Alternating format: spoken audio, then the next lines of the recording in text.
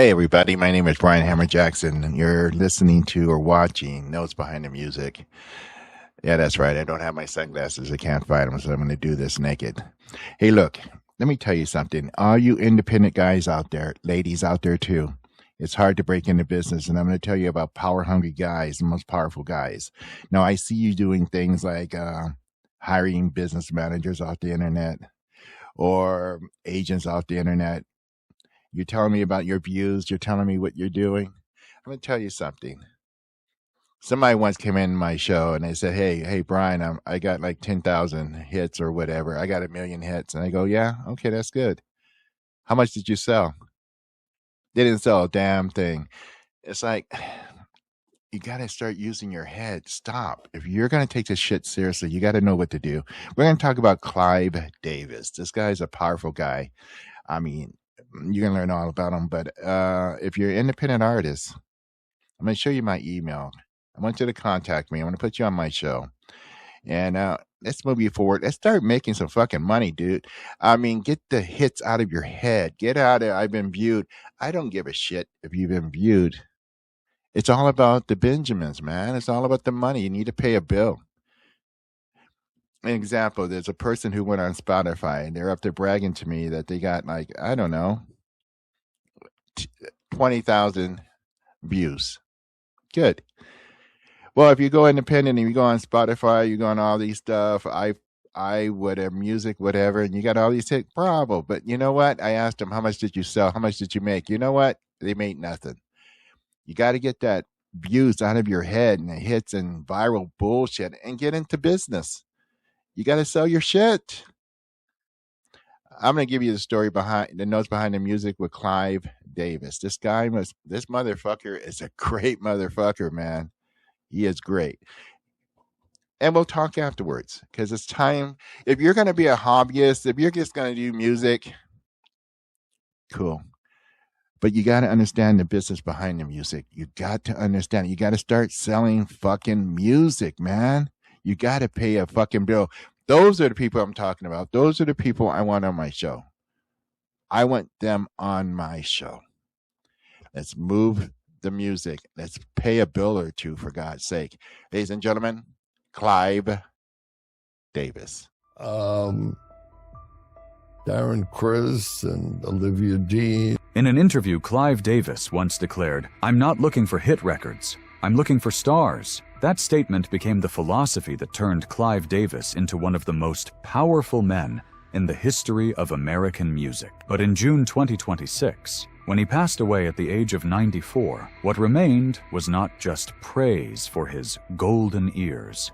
At the same time, old files, long-forgotten confrontations and memories, once thought buried, suddenly resurfaced. Behind the dazzling success of Whitney Houston, Kelly Clarkson, Barry Manilow, and TLC lay stories of power, controversial contracts, dreams that were reshaped, and lives that could never fully recover. Could it be that every legend Clive Davis created came with an invisible price? Then a shocking rumor began to spread before his death. Clive Davis revealed the 7 singers he hated the most. But was that really true, or was it simply a headline fabricated to generate clicks? And if those 7 names truly existed, who were they? Were they really artists Clive Davis hated, or were they simply musicians who clashed with the powerful machine he represented? Let's open each file, examine every event, and uncover the truth. Right now. 1. Kelly Clarkson. Some conflicts in music history do not begin with a scandal, nor do they end with a clear verdict of victory or defeat. They unfold quietly behind the closed doors of boardrooms, where one side is armed with sales charts, while the other clings to notebooks filled with lyrics written during sleepless nights. After winning American Idol in 2002, Kelly Clarkson quickly became one of the brightest stars in American pop music. Her 2004 album Breakaway sold more than 12 million copies, worldwide earned multiple platinum certifications and 2 Grammy Awards, and turned songs like Since You Been Gone and Because of You into defining anthems of an entire generation. From the perspective of record labels, it was an almost perfect formula for success. A powerhouse voice, a relatable public image, and a string of hit songs dominating radio airwaves. Yet it was precisely at the peak of that success that Clarkson wanted to take a different path. Her 2007 album My December no longer aimed for easy-listening pop melodies. Instead, it embraced a darker, more rock-oriented sound, with Clarkson co-writing most of the tracks herself. It seemed to be more than just another album. It was an attempt to prove that behind the title of a television talent show, Champion stood an artist with her own inner world. That decision sparked one of the most well-known disagreements between Kelly Clarkson and Clive Davis, who was leading Sony BMG at the time. According to Clarkson's later accounts, the making of My December took place in an atmosphere of intense tension. The two sides held fundamentally different artistic visions. Davis believed the album needed more songs capable of becoming radio hits to ensure commercial success. Clarkson, on the other hand, wanted to preserve the personal spirit of the songs she had written. Some details Clarkson shared years later, such as feeling that her songwriting abilities were undervalued and being encouraged to replace many of her self-written songs with other material, became subjects of debate for years.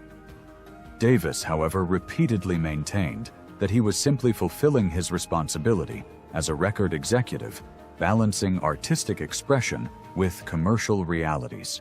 Perhaps this is where the story becomes far more complicated than any simple argument over who was right or wrong. From a business perspective, an album costing millions of dollars to produce inevitably carries the pressure of recouping its investment. People like Clive Davis were judged by sales figures, chart positions, and profits. But from Kelly Clarkson's point of view, being asked to alter songs born from deeply personal experiences could create an entirely different kind of wound. For an artist, giving up a song can sometimes feel like giving up a part of their own memories. Clarkson chose not to remain silent. She changed her management team, firmly defended most of her original compositions, and accepted that the album might not achieve the same commercial success as its predecessor. In reality, My December sold just over 1 million copies worldwide, significantly fewer than Breakaway. Commercially, it was no longer a resounding triumph. But for Clarkson, it seemed to mark the first time the public truly recognized her as a songwriter, not merely as a singer. What is particularly noteworthy is that years later, when Clive Davis published his memoir and Kelly Clarkson responded publicly on social media, the debate had still not truly come to an end. Each told the story through the lens of their own memories and personal experiences. Perhaps that reminds us that music history rarely contains a single, unquestionable truth. More often, it is pieced together from multiple perspectives, countless emotions, and things that may never be fully verified. 2. Phyllis Hyman. If Kelly Clarkson represented a generation of artists strong enough to publicly say no to the system, then Phyllis Hyman's story belonged to a different era, one in which the distance between artists and those who held power in the music industry seemed so vast that it was almost impossible to bridge. Born in 1949, Phyllis Hyman possessed a rare contralto voice, deep, rich, and full of emotion. Standing nearly 6 feet 1 inch tall with an elegant presence, she quickly made an impression on the R&B and jazz scene in the late 1970s. After her early success at Buddha Records, Hyman entered a new chapter when the label was merged into Arista Records under the leadership of Clive Davis. At first glance, it seemed like a tremendous opportunity. At the time, Arista was becoming one of the most powerful record labels in the United States, home to many major artists, and equipped with enviable promotional resources. A singer like Hyman had every reason to hope she would be brought closer to a wider audience. Yet it was also here that differences in musical philosophy seemingly began to emerge. According to numerous accounts and testimonies from people who worked with Hyman, she always wanted to pursue deeply personal soul and jazz music, where each song felt like a story told through lived experience. Clive Davis, meanwhile, was renowned for his ability to shape the market, constantly searching for songs that could dominate radio airplay and the charts. Many music scholars have suggested that this reflected the familiar contrast between the mindset of a creative artist and that of a commercial executive, rather than simply a personal conflict between two individuals. Even so, from Hyman's perspective, that experience was likely anything but easy.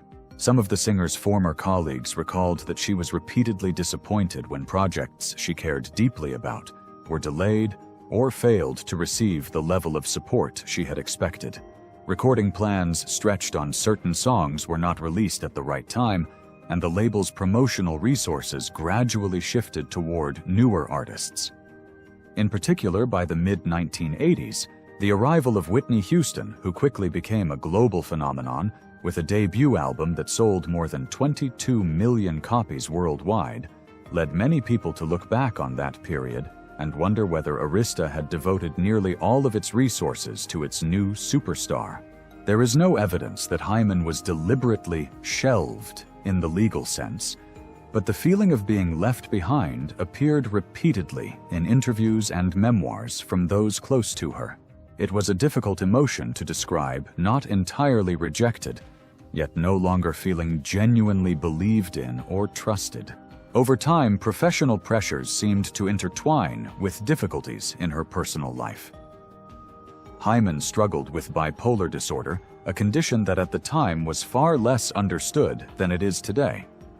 Accounts of her life also document her long battle with alcohol and substance abuse. It would not be fair to place the full weight of that tragedy on any one individual or record label, as mental health is always shaped by a complex combination of factors. Nevertheless, it is difficult to deny that the fiercely competitive environment of the entertainment industry may have deepened wounds that already existed. By 1991, Hyman found new momentum when her album Prime of My Life earned her a Soul Train Award and brought significant success on the R&B charts. Many hoped this marked the beginning of a more peaceful chapter in her life, but that was not to be. On June 30th, 1995, just hours before she was scheduled to perform at the Apollo Theater in New York, Phyllis Hyman passed away at the age of 45. Her death was ruled a suicide. In her suicide note, Hyman wrote that she was simply too tired. Those few brief lines alone have given millions of music lovers reason to reflect for decades ever since. 3. TLC. There was once a paradox that stunned all of America. How could a group that had sold tens of millions of albums, won multiple Grammy Awards, and appeared constantly on television end up declaring bankruptcy? That question was not just about TLC. It also forced the public to take a closer look at how the music industry operated during the 1990s, where dazzling chart numbers sometimes concealed a completely different reality behind the scenes. Consisting of T-Baw's Left Eye and Chili TLC, dominated virtually every music chart. Their 1994 album Crazy Sexy Cool sold more than 14 million copies worldwide, including over 11 million in the United States alone, making it one of the best-selling albums by a female group in history. Songs like Waterfalls Creep and Red Light Special saturated radio airwaves, earned the group 2 Grammy Awards, and generated an estimated tens of millions of dollars in revenue for the distribution network of Layface Records and Arista Records. To the public, the 3 young women seemed to be living at the very peak of fame. But behind the platinum records covering the walls was an entirely different reality. In 1995, TLC shocked the entertainment industry by filing for Chapter 11 bankruptcy protection under U.S. bankruptcy law. The news left many people bewildered. How could a group that had sold tens of millions of albums find itself in financial distress? The answer lay in the structure of music industry contracts at the time. According to many later analyses, the majority of revenue from album sales did not go directly to the artists. Recording costs, promotional expenses, music video production, touring, management commissions, and various advance payments were all deducted from royalty earnings. After multiple layers of revenue sharing among management companies, record labels, and distributors, the amount ultimately left for the artists was far smaller than the public had imagined. The members of TLC stated that their actual income was so low that it failed to reflect their status as one of the biggest acts in the market. Although the figures reported by the media at the time varied depending on the source, they all pointed to an enormous gap between the value TLC generated and the compensation they actually received. What is worth noting is that this was not a conflict involving Clive Davis alone. The system also included LaFace Records, the group's management company, and many other parties. Nevertheless, as the head of Arista Records, the company responsible for distributing TLC's releases, Clive Davis inevitably became one of the figures most closely associated with the controversy. Months of growing frustration eventually reached a breaking point. In interviews years later, T-Boz recalled that the group went to Arista's headquarters in New York to demand an explanation regarding their financial rights. The meeting quickly became tense. Some accounts describe the three members walking directly into Clive Davis's office area and loudly demanding to speak with him face to face. Other sources claim that security personnel and police were called to restore order. Although the details vary depending on the witness, the confrontation that day has become one of the most famous stories in the history of the American music industry. When every negotiation reached a dead end, TLC chose the legal route. Filing for bankruptcy protection was not the end of their career, but rather a way to gain the opportunity to renegotiate their contract. At the time, many people misunderstood the decision as a sign of failure. Over the years, however, it came to be recognized as an important milestone in artists' fight for fair treatment. A few years later, TLC returned with the album Fan Mail, which went on to sell more than 10 million copies worldwide. That success proved that what they had lacked was never an audience, but a fairer system for sharing the rewards between the creators and the business structure behind them. TLC's story is therefore about more than money. It reflects the reality that the glamour seen on stage can sometimes conceal very ordinary struggles behind the curtain. When art becomes a multi-billion-dollar industry, the line between collaboration and dependence may become more fragile than ever before. Yet although TLC ultimately managed to rebuild their career and achieve success, once again, not every artist was given the same chance for a fresh start.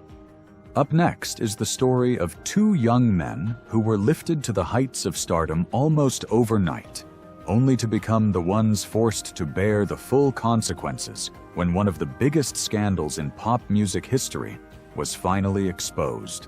4. Milli Vanilli. Some scandals destroy a career.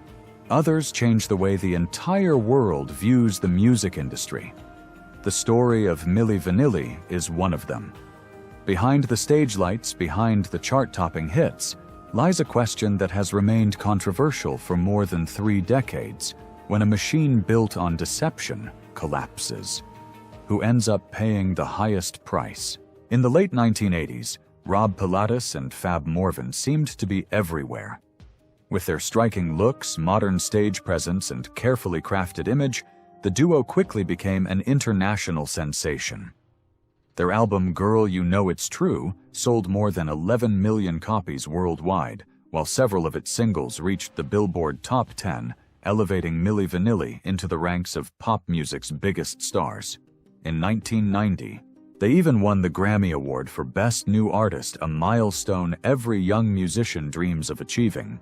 Behind that success was Arista Records' powerful promotional strategy in the North American market, along with Clive Davis's experience as a record executive. Yet behind all that glamour existed a secret that very few fans knew. Rob and Fab were not the lead vocalists on the recordings released under the name Milli Vanilli. The actual vocals were performed by other singers under the direction of producer Frank Farian. The two young men were primarily responsible for performing on stage and maintaining the group's public image. Many later accounts indicate that they were aware of this arrangement from the very beginning, but they also hoped they would eventually be given the opportunity to record their own vocals on future projects. The turning point came in 1989 when a backing track repeatedly skipped during a live performance, fueling widespread lip-syncing allegations. Media pressure intensified with each passing day. After months of controversy, it was Frank Farian himself who publicly revealed the truth to the press, bringing all attempts at concealment to an end. In a remarkably short time, Milli Vanilli went from being a symbol of success to becoming the target of worldwide criticism.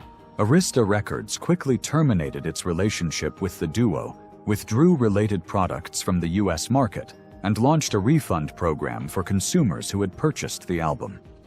Clive Davis maintained that he had no knowledge that the studio vocals did not belong to Rob and Fab.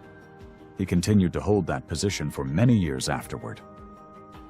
Nevertheless, the scandal prompted widespread questions about the oversight procedures of major record labels and whether the entire system had truly failed to notice anything unusual. What is certain is that the two young men became the public faces of the entire scandal. Their Grammy Award was revoked the first time in the history of the prestigious award that such an action had been taken. Their public image virtually disappeared from the media within just a few weeks. Fab Morvan made several attempts to rebuild his career as a solo artist, but never regained his former status. Rob Pilatus, meanwhile, fell into a spiral of addiction, repeated arrests related to drug offenses, and increasingly unstable mental health. In 1998, at the age of 32, Rob died from an overdose of prescription medication and alcohol. To this day, many scholars of popular culture regard the case as far more complex than a simple act of fraud. Rob and Fab were undoubtedly responsible for agreeing to stand on stage while performing to voices that were not their own. At the same time, however, the scandal also raised questions about the role of those who created the project, the production companies involved, and the commercial system that had profited from its success for years before the truth was finally exposed.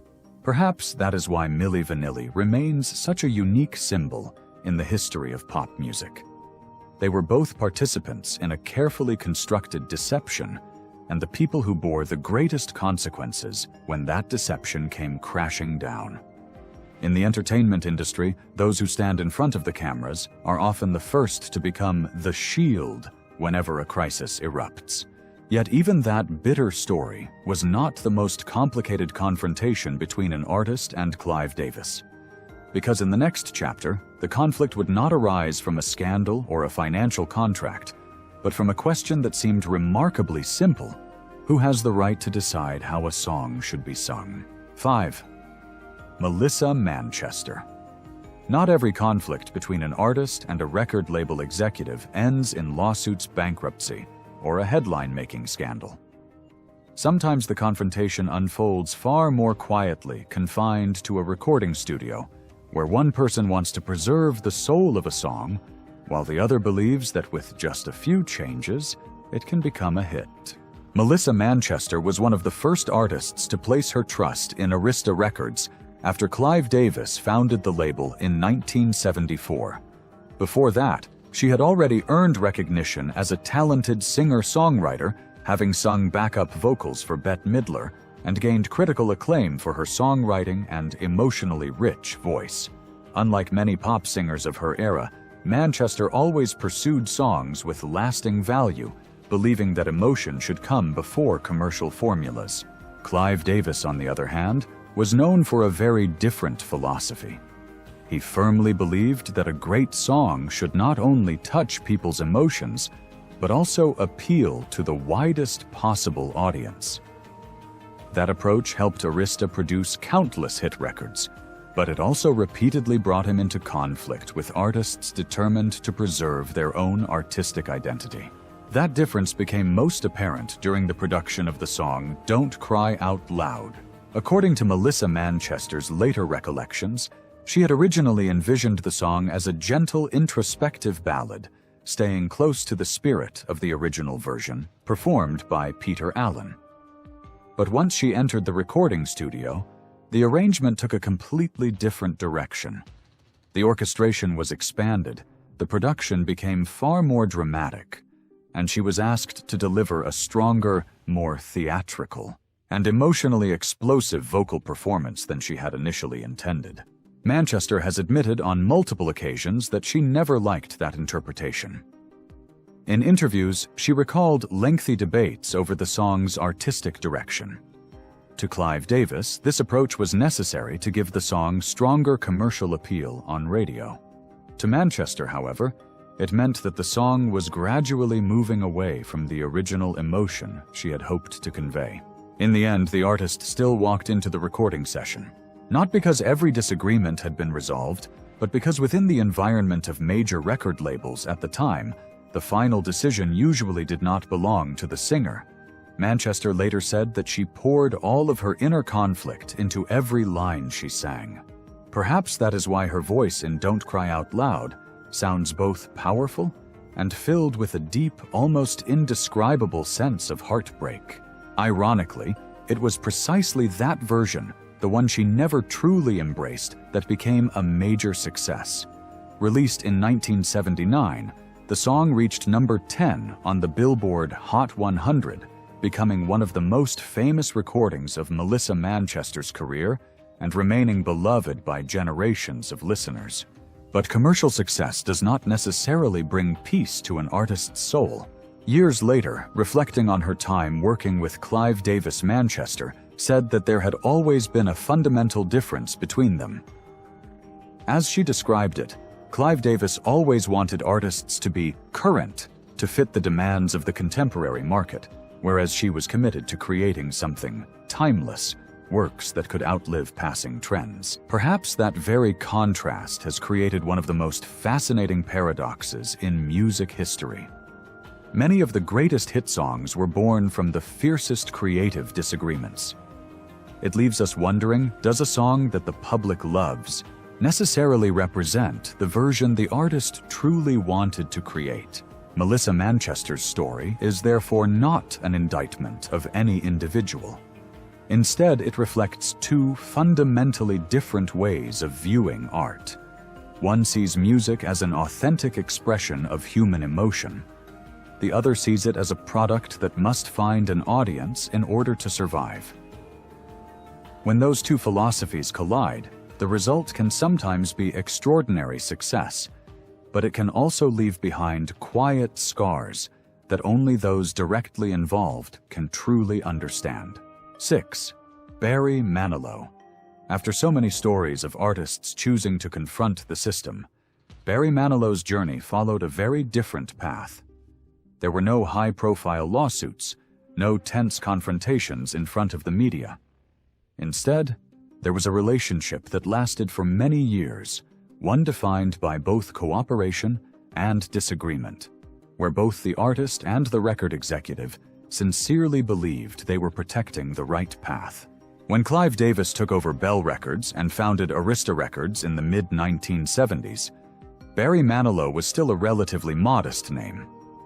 His earliest records sold only modestly, with some sources reporting sales of just a few tens of thousands of copies. Although he possessed remarkable songwriting skills, piano talent, and stage presence, Manilow had yet to establish a clear place for himself in the fiercely competitive music industry. Clive Davis saw what many others had failed to recognize. After watching Barry Manilow perform, Davis believed that he was not merely a songwriter, but someone who had the potential to become a mainstream entertainment star. From that point on, Arista began shaping Manilow's image as a romantic pop vocalist, targeting a much broader audience, rather than limiting him to music enthusiasts and critics. However, it was also at this stage that differences in their creative philosophies gradually began to emerge. Barry Manilow always wanted to be recognized as a singer-songwriter, much like Billy Joel or Elton John, artists who wrote and performed their own material. Clive Davis, on the other hand, was far more concerned with finding the songs that best suited Manilow's voice, regardless of who had written them. To Davis, one successful song could launch an entire career. To Manilow, authenticity between the performer and the lyrics was equally important. The disagreement reached its peak with the song "I Write the Songs." Ironically, the song was not written by Barry Manilow at all, but by Bruce Johnston of the Beach Boys. That fact led Manilow to repeatedly resist recording it. He felt uncomfortable singing the lyric, "I write the songs," when he himself was not the songwriter. According to his memoir and later interviews, Manilow believed the song did not genuinely reflect who he was, but Clive Davis stood firmly by his position. He believed audiences would not care who had written the song as long as the performer could deliver its emotions convincingly. After numerous discussions, Barry Manilow eventually agreed to enter the recording studio. Although his reluctance remained obvious, the outcome exceeded everyone's expectations. In 1975, "I Write the Songs" climbed to #1 on the Billboard Hot 100 and became one of the biggest hits of Barry Manilow's career.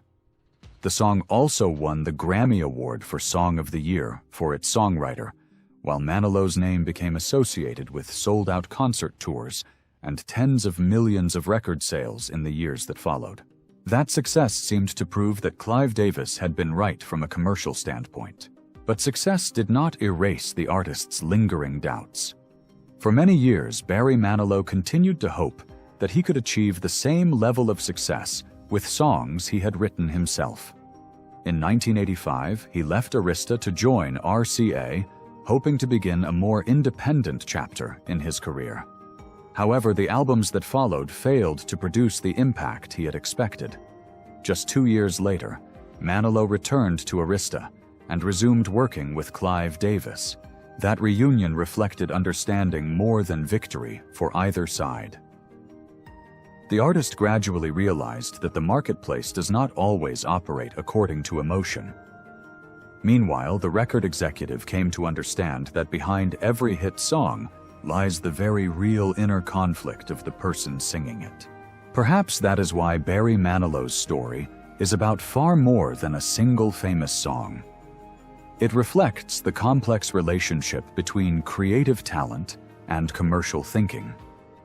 Two forces that may seem to oppose one another, yet are often impossible to separate. Sometimes an artist's greatest success comes from the choice they least wanted to make, while the work they desire most is not always what the market chooses to embrace. 7. Melanie Safka and Carly Simon. After all the confrontations, broken contracts, and disputes that stretched across decades, Clive Davis's story seems to have one final piece left to complete the puzzle. It is not a battle between a record label and an artist, but rather a collision between two philosophies that have coexisted throughout music history. One believes that art must remain true to emotion, while the other believes that art truly comes alive only when it reaches the masses. During the folk and singer-songwriter movement of the 1970s, Melanie Safka and Carly Simon were two of the clearest representatives of that spirit. They did not build their careers on flashy performances, but instead won audiences over with songs deeply rooted in their personal identities. To them, music was not simply entertainment. It was a way of telling the deeply personal stories of their own lives. For that reason, they often stood in sharp contrast to Clive Davis's philosophy of artist development. Many stories within the music industry suggest that Clive Davis had little enthusiasm for songs that were difficult to position commercially. One frequently repeated example concerns his reaction to Melanie Safka's "Beautiful People."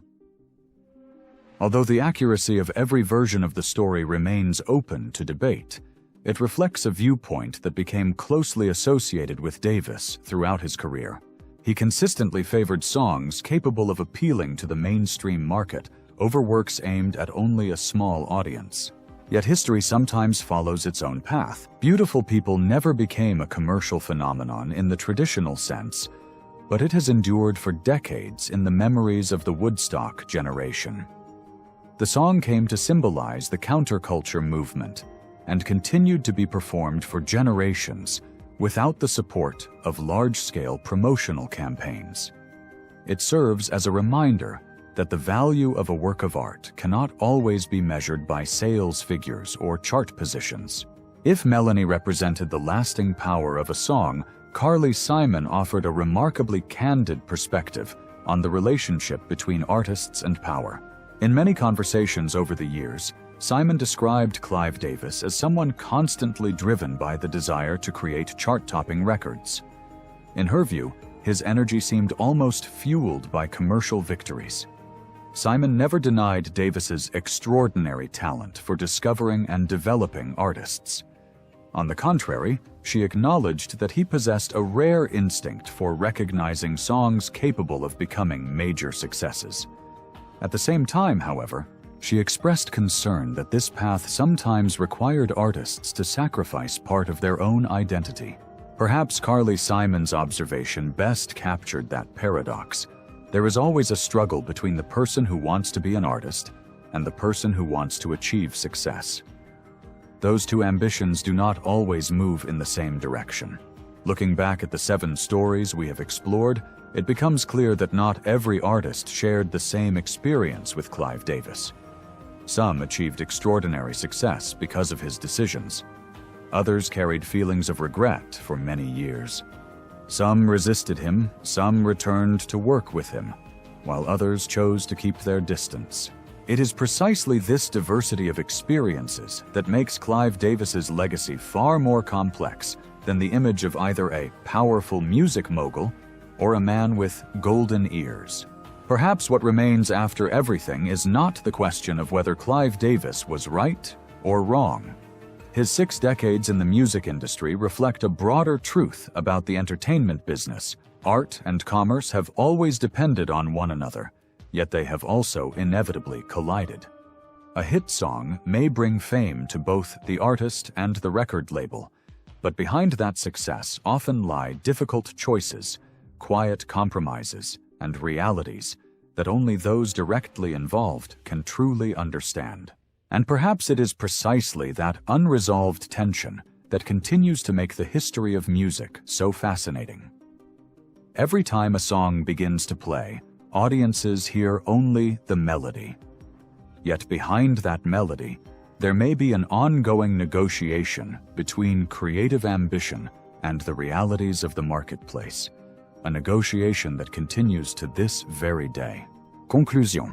Perhaps what history ultimately leaves behind is not a judgment of whether Clive Davis was right or wrong, but a reminder that every era has been defined by the constant tension between art and commerce.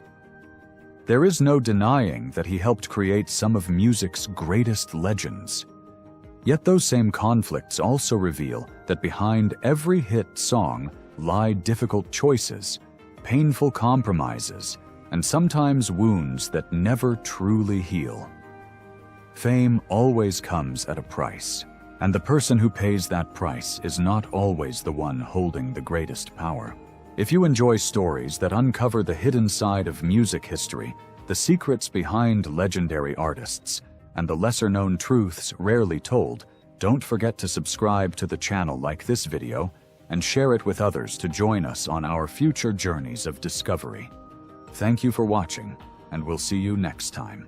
We do not make any absolute claims regarding the accuracy of the data presented, and we are not responsible for any personal decisions made based on the content of this video. From the stage to the big screen, their influence is undeniable. Thank you for watching this tribute. If you enjoyed this walk through history, leave a like and subscribe to the Silent Legends archives. This video specifically recommended for you reveals a truth that few people talk about. Watch it now to see the full picture. Take care of yourselves.